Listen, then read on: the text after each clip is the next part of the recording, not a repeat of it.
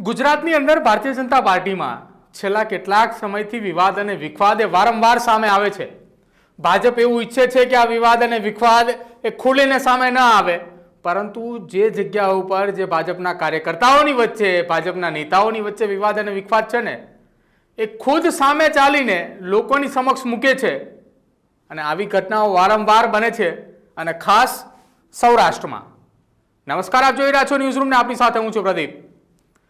ગુજરાતની અંદર ભારતીય જનતા પાર્ટીએ તમામ જિલ્લાઓની અંદર નવા પ્રમુખોની નિમણૂક કરી।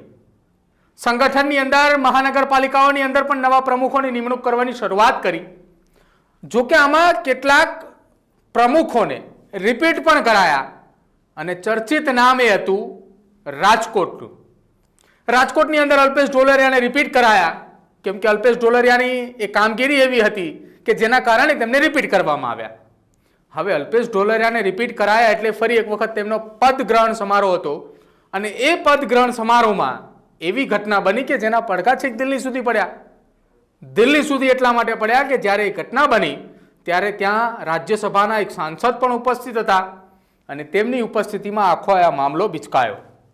ઘટના એવી બની કે એક પૂર્વ ધારાસભ્ય અને સાથે એક મહિલાની સાથે જીભાજોડી થઈ, અને હવે એ મામલે જે મહિલાની સાથે જીભાજોડી થઈ એ મહિલાના સમાજના લોકોએ સોશિયલ મીડિયાની અંદર એક વોરની શરૂઆત કરી છે। આ વોરની શરૂઆત છે, એક પ્રેસ નોટ જાહેર કરી છે સોનલબેન વસાણીના સંદર્ભમાં। સોનલબેન વસાણીની સાથે ગેરવર્તણૂક અને નિંદનીય ઠરાવ છે। સોનલબેન વસાણી એ રાજકોટ જિલ્લા ભાજપના મહિલા મોરચાના પ્રમુખ, જસદણ નગરપાલિકાના સદસ્ય છે, તેમજ રામધામ ટ્રસ્ટના મહિલા પ્રમુખ પણ છે।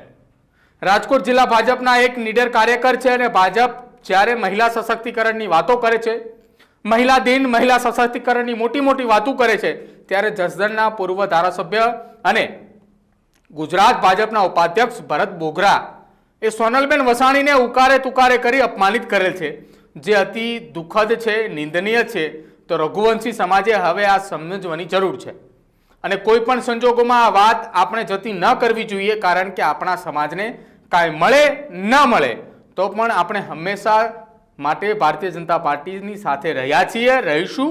પરંતુ અમે ગુજરાત ભાજપ પ્રમુખ તેમજ મુખ્યમંત્રીને વિનંતી કરીએ છીએ કે આવા ભરતભાઈ જેવા નેતા વાણી વિલાસ ઉપર નિયંત્રણ રાખે, તેમજ મહિલાઓનું માન સન્માન જાળવે તેવી વિનંતી રઘુવંશી સમાજની છે। ભાજપની સ્થાપનાથી આજ સુધી સત્તાના મોહ વગર ભાજપ સાથે જોડાયેલા છે, પરંતુ આવું અપમાન સાખી ન શકાય। માટે અમારું નિવેદન છે કે આવા વાણી વિલાસ કરનાર નેતાઓ પર લગામ સરકારે લગાવવી જોઈએ। જય શ્રી રામ, જય રાધારામ।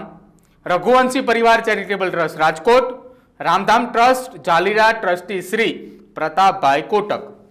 એટલે કે જે સોનલબેનની સાથે ભરત બોગરાની જીભાજોડી થઈ હતી, ઉકારે તુકારે બોલવાની વાતચીત થઈ હતી, અપમાનિત કરવાની વાતચીત થઈ હતી, એ સોનલબેનના એ રઘુવંશી સમાજ વતી તેમનો સમર્થન રઘુવંશી સમાજને તેમને મળ્યું છે કે તેમના સમાજના એક મહિલા સાથે આ પ્રકારની વાત જે છે તે ભરત બોગરાએ કરી છે। જો કે હવે રઘુવંશી સમાજ મેદાને આવતા સોશિયલ મીડિયાના માધ્યમથી આ પ્રકારની પ્રેસ નોટ વાયરલ થઈ રહી છે। મેં જે તમને પ્રેસ નોટ સમજાવી હતી, જે વાંચ્યો અત્યારે, જે તમે જે સાંભળી એ પહેલી હતી, હવે આ બીજી પ્રેસ નોટ એક વાયરલ થઈ રહી છે, એ પણ લોહાણા મહાજન પ્રમુખ વતી સમાજ વતી વાયરલ થઈ રહી છે, જેમાં લખ્યું છે કે આજે વાંકાનેર રઘુવંશી દ્વારા સોનલબેન વસાણી સાથે થયેલ ગેરવર્તણૂકને નિંદનીય ઠરાવે। સોનલબેન વસાણી રાજકોટ જિલ્લા ભાજપના પ્રમુખ, જસદણ નગરપાલિકાના સભ્ય છે, તેમજ રામધામ ટ્રસ્ટના મહિલા પ્રમુખ, રાજકોટ જિલ્લા ભાજપના એક નીડર કાર્યકર છે। ભાજપ જ્યારે મહિલા સશક્તિકરણની વાતો કરે છે, મહિલા દિન, મહિલા સશક્તિની મોટી મોટી વાતો કરે છે, ત્યારે જસદણના પૂર્વ ધારાસભ્યને ગુજરાત ભાજપના ઉપાધ્યક્ષ ભરતભાઈ બોગરા એ સોનલબેન વસાણીને ઉકારે તુકારે કરીને અપમાનિત કરેલ છે, જે અતિ દુઃખદ અને નિંદનીય છે। અમે ગુજરાત ભાજપ પ્રમુખ તેમજ મુખ્યમંત્રી શ્રીને વિનંતી કરું છું કે આવા ભરતભાઈ જેવા નેતા વાણી વિલાસ ઉપર નિયંત્રણ રાખે, તેમજ મહિલા સાથે માન સન્માન જાળવે એવી વિનંતી। રઘુવંશી સમાજ ભાજપની સ્થાપનાથી સત્તાના મોહ વગર ભાજપ સાથે જોડાયેલ છે, પરંતુ આવું અપમાન સાંખી ના શકાય। માટે અમારું નિવેદન છે કે આવા વાણી વિલાસ કરનાર નેતા ઉપર લગામ લગાવશો। જય શ્રી રામ। લોહાણા મહાજન પ્રમુખ કાકુભાઈ મોદી। એટલે કે સોનલબેન ની સમર્થનની અંદર તેમનો સમાજ આવ્યો છે, અને તેમના સમાજ વતી સોશિયલ મીડિયાની અંદર અલગ અલગ પ્લેટફોર્મ મારફતે આ પ્રકારની પ્રેસ નોટ જે છે તે વાયરલ કરવામાં આવી રહી છે અને સામે પક્ષે ભરત બોગરાને કમ્પ્લેન એક પ્રકારની એ રાજ્યના મુખ્યમંત્રી અને સાથે જ રાજ્યના ગુજરાત ભાજપના પ્રમુખ CR પાટીલ સુધી પહોંચે તે પ્રકારની આ સોશિયલ મીડિયામાં પ્રેસ નોટ હાલ વાયરલ કરવામાં આવી રહી છે. જો કે આ પ્રેસ નોટ વાયરલ થઈ તે પહેલાં જ આખો આ મામલો જ્યારે એ અલ્પેશ ઢોલરિયાના પદ ગ્રહણ સમારોહ દરમિયાન આ ઘટના બની હતી ત્યારે આ સીધી જ વાત એ દિલ્હી સુધી એટલા માટે પહોંચી હતી કે ત્યાં ઉપસ્થિત એક રાજ્યસભાના સાંસદ મયંક નાયક પણ બેઠા હતા. કેમ કે અલ્પેશ ઢોલરિયાનો પદ ગ્રહણ સમારોહ હતો અને તે દરમિયાન જ્યારે મયંક નાયક ત્યાં ઉપસ્થિત હતા તેમની હાજરીની અંદર ભરત બોગરા અને સોનલબેનની વચ્ચે ઉકારે તુકારે જે વાતચીત થઈ, જીભાજોડી જે થઈ તેની ચર્ચા દિલ્હીની અંદર CR પાટીલની સાથે થઈ અને એ ચર્ચા થતાની સાથે જ સમગ્ર ગુજરાત ભાજપના સંગઠનની અંદર પણ ચર્ચા છે કે ભરતભાઈ સાથે આ ઘટના કઈ રીતે બની અને શું થયું.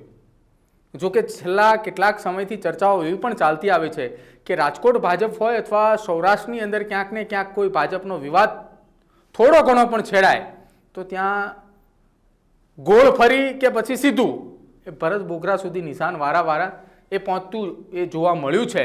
જ્યારે ફરી એક વખત ભરત બોગરા સાથે આ પ્રકારની ઘટના બની અને ત્યારબાદ સોશિયલ મીડિયામાં તેમના વિરોધની અંદર અત્યારે આ પ્રેસ નોટ આ પ્રકારની વાયરલ થઈ રહી છે. હવે એ જોવાનું રહેશે કે આ વાયરલ પ્રેસ નોટ બાદ આખા આ મામલે સંગઠન દ્વારા કયા પ્રકારની કાર્યવાહી કરવામાં આવે છે અથવા તો આ બંને વાતચીત વધ્યા બાદ હવે સમાધાન થાય છે કે કેમ એ જોવું રહ્યું. તમારું શું માનવું છે? લોહાણા સમાજ, રઘુવંશી સમાજ દ્વારા જે સોનલબેનને સમર્થન આપવામાં આવી રહ્યું છે તેને લઈને તે ખાસ અમારા કમેન્ટ સેક્શનની અંદર જરૂર જણાવજો. જોતા રહેજો ન્યૂઝરૂમ. નમસ્કાર.